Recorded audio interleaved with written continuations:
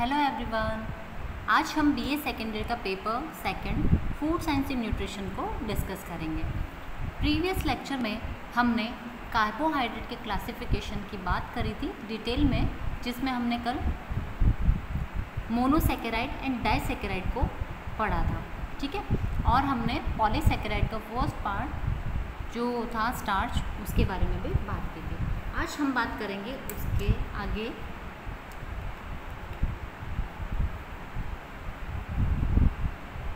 Next polysaccharide की, जो है डेक्स्ट्रीन, ठीक है।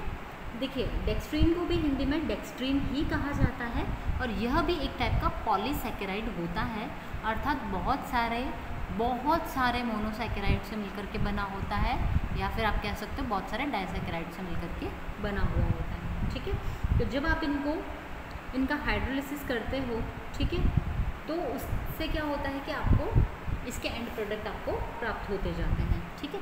देखिए, डेक्स्ट्रीन का सबसे अच्छा एग्जाम्पल है कि जब हम रोटी जो होती है, चपाती, इसको जब हम सेकते हैं या पकाते हैं ना, तो आपने देखा होगा इस पूरी चपाती के अंदर कहीं कहीं पर ब्राउन या रेड कलर के स्पॉट्स डेवलप हो जाते हैं। तो यह जो स्पॉट्स होते हैं या ये जो कलर होता है ना, ये डेक्स्ट्रीन के कारण ही इसके अंदर डेवलप होता है, ठीक है। तो जब आप रोटी को, चावल को भूनते हो या कभी थोड़ा सा जल जाते हैं, है ना, या थोड़े से ब्राउन हो जाते हैं ना, तो वो डेक्स्ट्रीन की प्रेजेंस की वजह से ही होते हैं। डेक्स्ट्रीन ही इसका मेन कारण होता है, ठीक है। तो देखिए, जो स्टार्च होती है ना, ये वैसे स्टार्च का हाइड्रोलाइसिस करने से हमें डेक्स्ट्रीन प्राप्त होती है, ठीक है।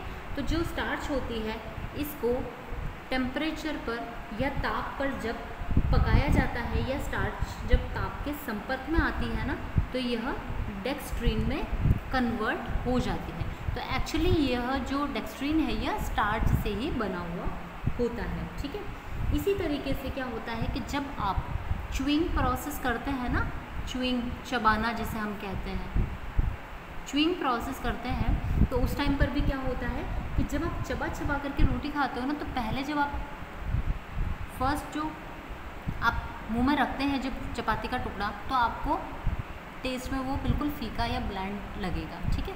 लेकिन जैसे आप उसको च्यू करना स्टार्ट करते हैं, तो कुछ देर के बाद आपको एक फील आता है कि उसमें एक हल्का सा मीठा सा टेस्ट आता है, हल्के सा स्वीटन सा टेस्ट आता है उसमें। तो उसका रीज़न भी डेक्स्ट्रीन ही होता है, ठीक है। क्योंकि जब रोटी या चपाती जो होती है ना, यह जब जो लार होती है या सलाइवा के साथ जब मिल जाती है ना, तो इसमें उपस्थित जो टाइलिन नाम का एक एंजाइम होता है, यह स्टार्च के ऊपर क्रिया करता है, और उस स्टार्च के ऊपर क्रिया करने से यह स्टार्च डेक्स्ट्रीन में कन्वर्ट हो जाता है हमारे मुंह में जाने के पश्चात, ठीक है। तो इस तरीके से जो डेक्स्ट्रीन होती है, यह हमें प्राप्त होती है। तो देखिए, स्टार्च से आपको मिलती है डेक्स्ट्रीन। डेक्स्ट्रीन को जब आगे तोड़ा जाता है तो वह टूटती है माल्टोज में, और जब माल्टोज को वापस आगे तोड़ा जाता है तो यह ग्लूकोज प्लस ग्लूकोज में कन्वर्ट हो जाती है ना। तो यह इसका पूरा एक प्रोसेस होता है। अगला पॉलीसैकेराइड है हमारे पास में, वो है ग्लाइकोजन, ठीक है। ग्लाइकोजन की हम ऑलरेडी बात कर चुके हैं कि ग्लाइकोजन जो होता है, इसको एनिमल कार्बोहाइड्रेट भी कहा जाता है। It is also known as animal carbohydrate, ठीक है, अर्थात प्राणिज कार्बोज भी इसको कहते हैं, ठीक है। यह पेड़ पौधों के अंदर ऐसे उपस्थित नहीं होता है। क्यों? क्योंकि पेड़ पौधों में जो एक्स्ट्रा एनर्जी होती है, ठीक है, जो उनका फूड बनता है ना, तो वो किसके रूप में, सेलुलोज के रूप में, स्टार्च के रूप में जाकर के उनके अंदर जम जाता है ना। तो हमें पेड़ पौधों से तो स्टार्च और सेलुलोज प्राप्त होता है, लेकिन हम जब एनिमल्स की बात करते हैं या ह्यूमन की बात करते हैं, तो उनकी बॉडी के अंदर ग्लाइकोजन के रूप में एक्स्ट्रा एनर्जी स्टोर्ड रहती है, ठीक है। तो यह मुख्य रूप से कहाँ पाया जाता है? जो लिविंग एनिमल होते हैं, ठीक है, या फिर ह्यूमन होते हैं, इनके लीवर अर्थात यकृत में और मसल्स में यह पाया जाता है, ठीक है। यकृत में और मांसपेशियों में यह स्टोर्ड रहता है, ठीक है। अर्थात जब हमारे शरीर में ग्लूकोज की मात्रा अधिक होती है, ठीक है, एक्स्ट्रा बच गई है तो यह हमारी बॉडी में ग्लाइकोजन के रूप में परिवर्तित होकर के लीवर में और मसल्स में जाकर के स्टोर हो जाती है। और जब हमें आवश्यकता होती है उस समय पर हमारा शरीर पुनः इस ग्लाइकोजन को ग्लूकोज में परिवर्तित कर देता है ताकि हमें ऊर्जा की प्राप्ति होती है। ठीक है, अब जो अगला पॉलीसेकेराइड है ये है सेल्यूलोज।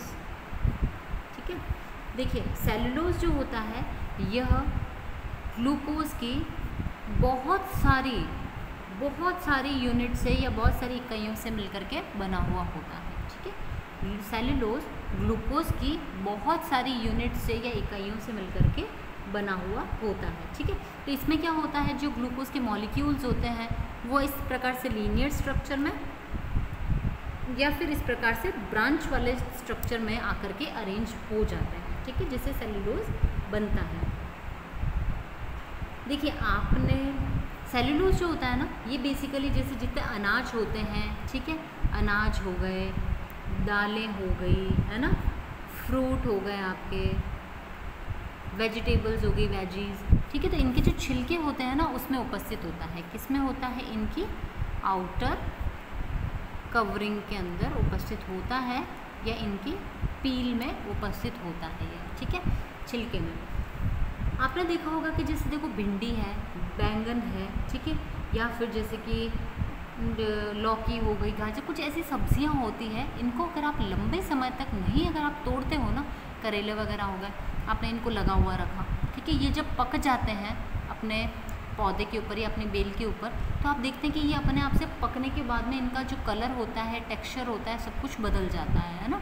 और ये सूख पहले एकदम ग्रीन होते हैं, बाद में सूख करके ये कैसे हो जाते हैं कि हम लकड़ी कलर के हो जाएंगे। ठीक है, और जब ये बिल्कुल सूख जाते हैं तो इनका मॉइस्चर हट जाता है और ये बिल्कुल खोखले से हो जाते हैं, है ना। तो इस समय पर क्या होता है कि जब आप इनको टाइम से नहीं तोड़ोगे तो ये इस तरीके से पक जाते हैं।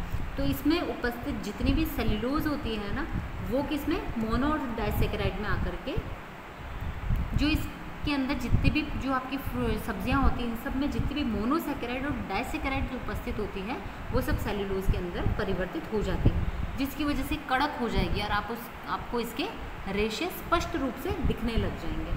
ठीक है, तो देखिए ह्यूमन बॉडी में हम अगर सेल्यूलोज की बात करें तो बहुत महत्व होता है सेल्यूलोज का। ठीक है, आपकी इंटेस्टिन्स को क्लीन करने में, डाइजेस्टिव सिस्टम को क्लीन करने में बहुत ही महत्वपूर्ण ये रोल अदा करता है। इसकी जो कैलोरी वैल्यू होती है ना, वो तो ज़ीरो होती है, आपको कोई इससे ऊर्जा प्राप्त नहीं होती है, लेकिन ये आपके शरीर को फ़ायदा बहुत करता है, क्योंकि ये हमारे जो आंतें होती है इनके संकुचन विमोचन या क्रमानुकुंचन की जो प्रक्रिया होती है या पेरिस्टालसिस मूवमेंट जो होता है, वो उसको ठीक करने में या अच्छा बनाने में यह मदद करता है। ठीक है, जो सेल्यूलोज होता है ना, ये वाटर इनसोल्यूबल होता है। ठीक है, वाटर में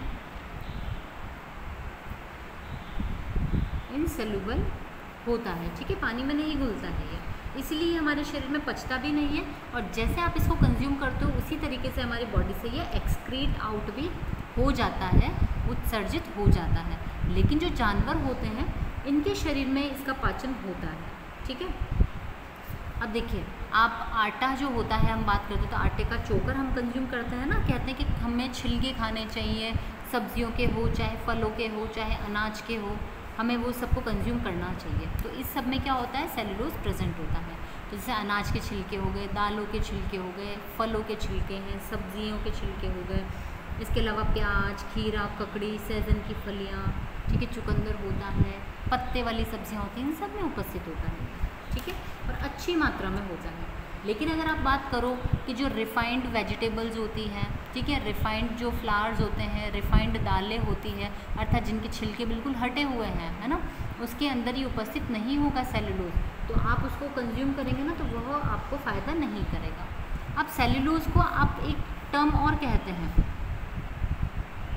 आप कहते हैं ना रफेज कहते हैं ना, जो हमारे शरीर के लिए रफ प्रोडक्ट होता है जिसको रफेज कहा जाता है। ठीक है, जो रफेज होता है यह एक्चुअली क्या होता है, एक प्रकार का सेल्यूलोज ही होता है। ठीक है, अब हम नेक्स्ट बात करेंगे हेमिसेल्यूलोज की।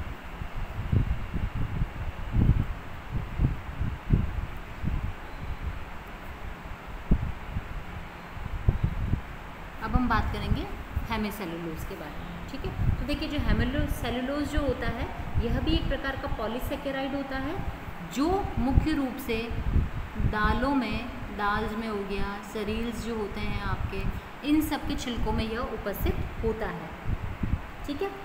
लेकिन ये हमारी जो आंतें होती है ना, इन सब के लिए भी बहुत ज़रूरी होता है, साथ ही कॉन्स्टिपेशन से भी यह रिलीव करने का काम करता है, ठीक है।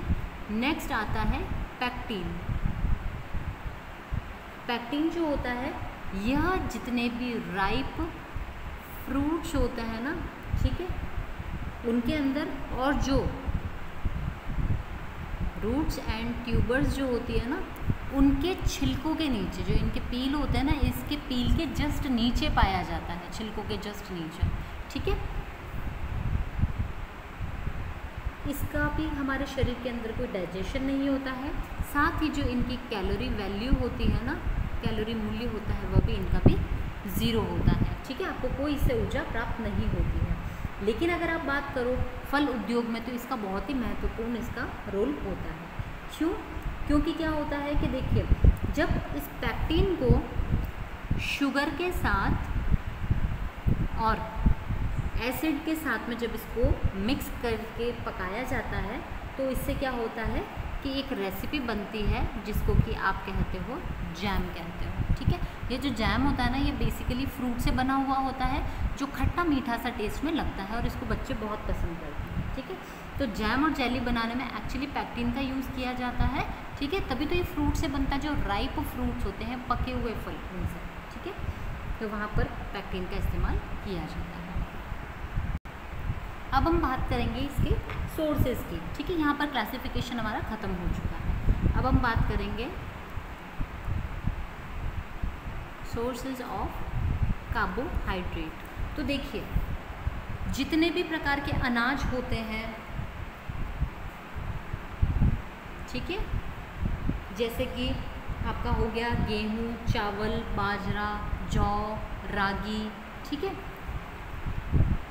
गेहूँ, बाजरा, जौ, रागी, चावल, मक्का, ज्वार, है ना, ये जितने भी आपके ये होते हैं ना शरीर से अनाज जो होते हैं, इन सभी के अंदर यह भरपूर मात्रा में उपस्थित होता है, ठीक है।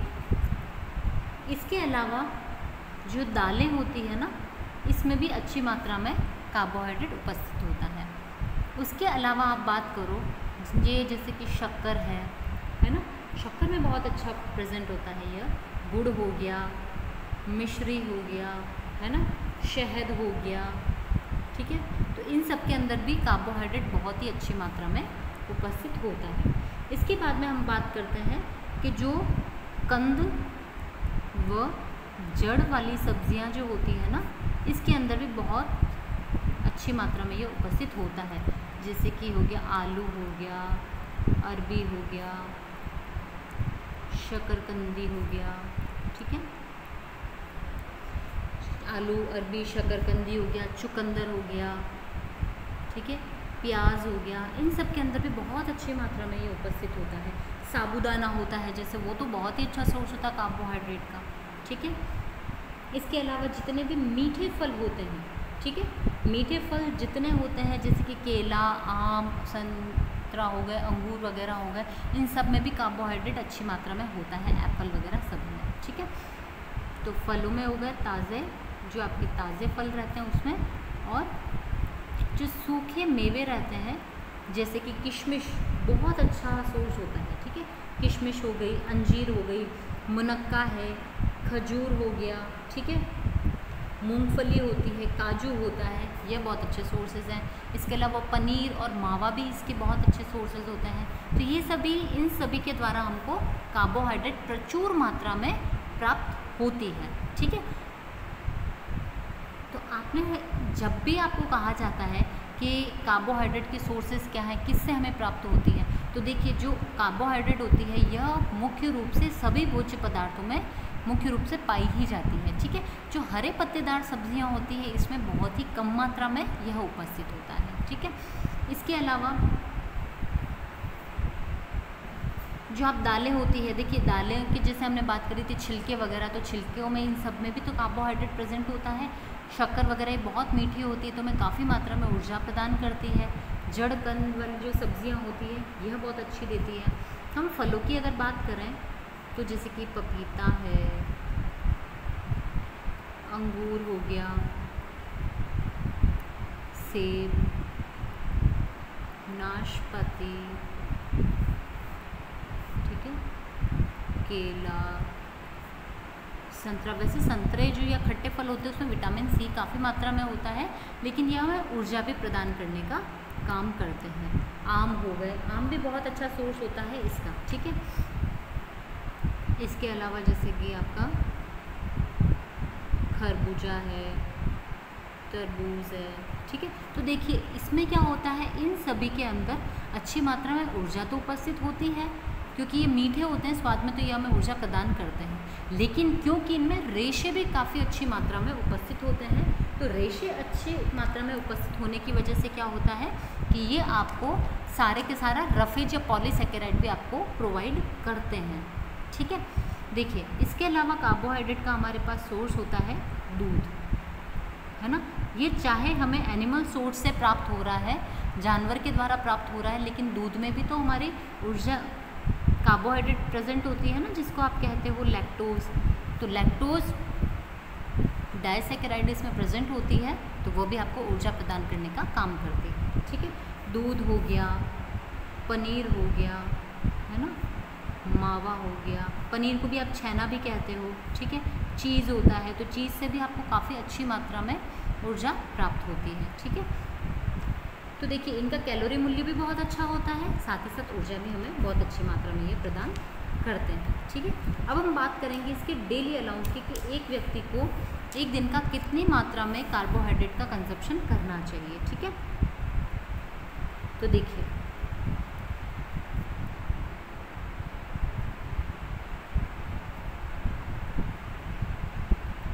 डेली अलाउंस ऑफ कार्बोहाइड्रेट, तो देखिए जो एक एडल्ट पर्सन होता है, ठीक है, उसको डेली अपनी डाइट में 400 to 500 gram of carbohydrate daily उसको कंज्यूम करना चाहिए होता है, ठीक है। इतना तो उसको लेना ही है, अर्थात हमारी जो बॉडी होती है ना, ठीक है, शरीर की ऊर्जा मांग का 60 to 70% तक हमारी जो होती है वो हमको कार्बोहाइड्रेट से प्राप्त करनी होती है, ठीक है। आपका सबसे ज़्यादा भार इसी का होना चाहिए आपकी डाइट में, ठीक है। इसके बाद में यह व्यक्ति का शरीर कैसा है, ठीक है, शरीर का, इस व्यक्ति की आयु कैसी है, ठीक है, क्या इसका जेंडर है, ठीक है, यह कैसी एक्टिविटी करता है, ठीक है, अर्थात फिजिकल एक्टिविटी कितनी है, काफ़ी ज़्यादा मात्रा में एक्टिविटी करता है या घर पर ही रह कर के काम करता है, ठीक है। तो यह डिपेंड करता है कि कैसी एक्टिविटी है, इसके आधार पर निर्धारण होता है ये परिश्रम कितना करता है, अर्थात, है ना। तो इसके आधार पर निर्भर होता है कि उसको कितना कार्बोहाइड्रेट एक दिन का कंज्यूम करना होगा, मतलब नॉर्मली इतना करना ही है और इतना हमारी डाइट का ये पार्ट होना चाहिए। तो अब ये सब चीज़ें जितनी है ना उसके अकॉर्डिंग हम इसको कार्बोहाइड्रेट रिकमेंड करते हैं, ठीक है। तो देखिए अगर भोजन के अंदर अगर कोई व्यक्ति 8 भाग अगर कार्बोहाइड्रेट के ले रहा है ना, तो कम से कम उसको 1 भाग प्रोटीन और 1 भाग उसको वसा लेनी चाहिए, ताकि क्या है कि आराम से उनका भी फंक्शन चलता रहे और कार्बोहाइड्रेट भी अपना फंक्शन परफॉर्म करता रहे, ठीक है। देखिए जो कार्बोहाइड्रेट होता है ना, इसका जो लोग कंजप्शन करते हैं वो इनके इनकम ग्रुप के आधार पर भी करते हैं, ठीक है, इनकम ग्रुप के आधार पर भी करते हैं, अर्थात हाई इनकम ग्रुप के लोग, मिडिल इनकम ग्रुप के लोग और लो इनकम ग्रुप के लोग। तो हमें पता है कि जो हाई इनकम ग्रुप के लोग जो होते हैं ना, ये अपना 50 to 60% तक ही अपने डाइट में कार्बोहाइड्रेट को रखते हैं, बाकी दूसरे फूड प्रोडक्ट को यह इंक्लूड करते हैं, ठीक है। लेकिन जो निर्धन व्यक्ति होते हैं, ठीक है, यह 80 to 90% तक इनकी डाइट में कार्बोहाइड्रेट ही उपस्थित होता है, ठीक है। 80 to 90% तक इनकी डाइट में कार्बोहाइड्रेट ही होता है। जो मिडिल इनकम ग्रुप के लोग होते हैं ये 60 to 70% तक अपने डाइट में कार्बोहाइड्रेट को इंक्लूड करके रखते हैं, ठीक है। तो जितना ज़्यादा आप कार्बोहाइड्रेट कंज्यूम करेंगे आपके शरीर को उतनी ज़्यादा ऊर्जा प्राप्त होगी। लेकिन चूँकि आप लो इनकम ग्रुप के लोग जो होते हैं ये परिश्रम ज़्यादा करते हैं, इसकी वजह से ये ज़्यादा मात्रा में कार्बोहाइड्रेट लेते भी हैं। और साथ ही साथ यह कार्बोहाइड्रेट क्या होता है, चीपेस्ट सोर्स होता है ना, ठीक है। इससे चीपेस्ट सोर्स होता है, काफ़ी सस्ता भी मिल जाता है, इसकी वजह से लोग इसको आसानी से कंज्यूम कर लेते हैं। तभी इनकी डाइट में रोटी या ऐसी चीज़ें ज़्यादा होती है, जबकि फल है, महंगे फल या अच्छी सब्जियां, ठीक है, या कोई दूसरे सूखे मेवे वगैरह ये इनकी डाइट में नहीं होते हैं, ठीक है। तो देखिए आज के लेक्चर में हमने कार्बोहाइड्रेट के क्लासिफिकेशन अर्थात पॉलीसैकेराइड की हमने बात करी कि कौन कौन से हैं वो, सोर्सेज पढ़े हैं और डेली अलाउंस के बारे में बात करी है, ठीक है। नेक्स्ट लेक्चर में हम बात करेंगे कार्बोहाइड्रेट के फंक्शंस क्या क्या होते हैं, ठीक है, और उसके बाद में हम बात करेंगे इनकी कमी से और अधिकता से हमारे शरीर पर क्या प्रभाव पड़ता है, ठीक है। आई होप आपको आज का ये लेक्चर अच्छे से समझ में आया होगा। अगले लेक्चर में मिलते हैं नए टॉपिक के साथ में। Thank you.